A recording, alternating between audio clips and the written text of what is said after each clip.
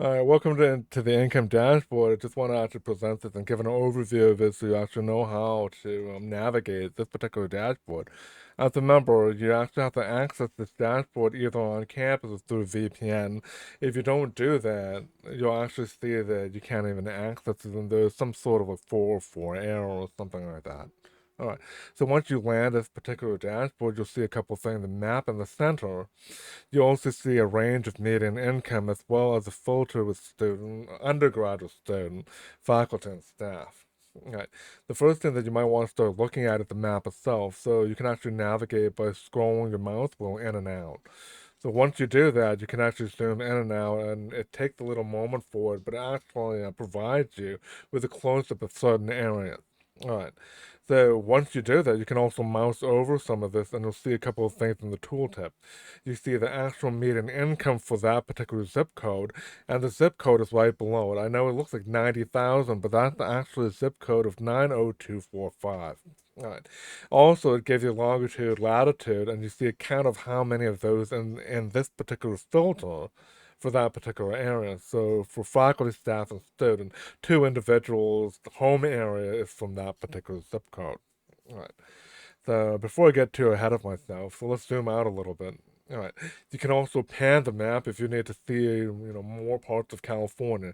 If you hold the shift button and now let go and then left click and drag, somewhere empty in the map, you're able to actually move the map around. All right. So once you do that, you can reposition yourself in an area that you may want to screen cap, or maybe take a screenshot if you want to do a presentation. All right. So hopefully the map navigation is actually pretty simple, and you can see the coloration across the map itself. If you take a look at the legend right below it, you can see the median income from 22,000 all the way up to 250,000 at the bottom. So the darker the green area is, the higher the median income for that area. And as you can see, as you get to certain areas in California, there's lower income for. Right. Hopefully that makes sense. Yeah, also, you can take a look at the upper right. There's average median income. This shows exactly what the average is for each of the groups. So you have faculty, staff, and student. And you can see that for this selection, the students have 67,000, staff have 78,000, and faculty have 88,000. And if you want to drill down to it and kind of take a look at more of the detail, you could take a look at the list itself where it gives you the zip code on the left and the indicator broken down by faculty, students, and staff, right? And the median income would be the same for that particular zip code. All right. So what else? If you wanted to actually look at the very wealthy areas, you can actually move the slide bar over. Let's say at least six figures. So we can actually put it around six figures. So you could do this a little bit more accurate. Once you fine tune it. Give it a moment to load, and it will only show you the areas in which it has over six figures. And then you can actually go down to it and take a look at where those wealthy areas will be. All right. Let me reset this real quick before we move on to the next filter. Sometimes you have to give it a moment. All right. After you do that, you may only want to select faculty, so I deselect staff and student. Now give it a moment, but the map area, the length, and the average income will change only to that. So for this particular filter, we can see that only two faculty live in that particular area code. 90252 with a median income of 144,000 have two faculty living there. Right. But let's say you wanted to compare student versus faculty and staff. So what you can do is select faculty and staff first and get that map. All right, give it a couple moments. Now it populates, and these count within those areas. It's only for faculty and staff and no undergraduate students. So, for example, this area right here that I'm selecting has seven.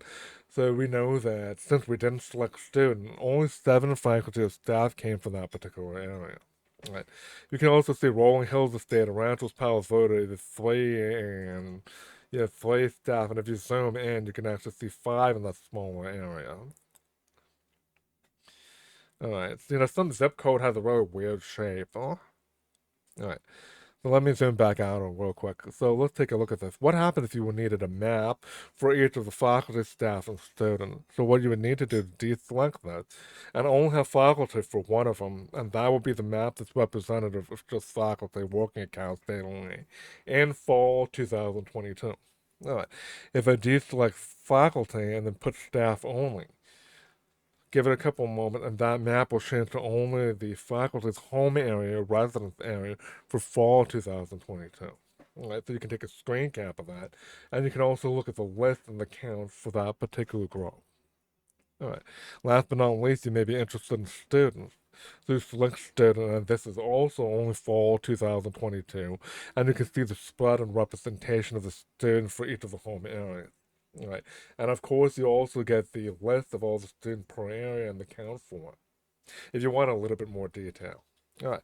So hopefully this makes a lot of sense. You also have instructions, so if you need a little bit more, like, a little bit more, pinpointing for certain things. If you click on the instruction tab, it'll take you to the non-interactive portion that shows you what each of the parts represent. All right. It depends upon the day and how many people are actually on the server, so you might have to give it a little bit of time. So as you can see here are the instructions themselves. It explains what each of these particular sections are. But as I said, you can always go back over this video, and hopefully it will give you a little bit more details how to navigate that. Right. Hopefully that's helpful, and I hope it also helps the student enrollment. Right. Have a good one.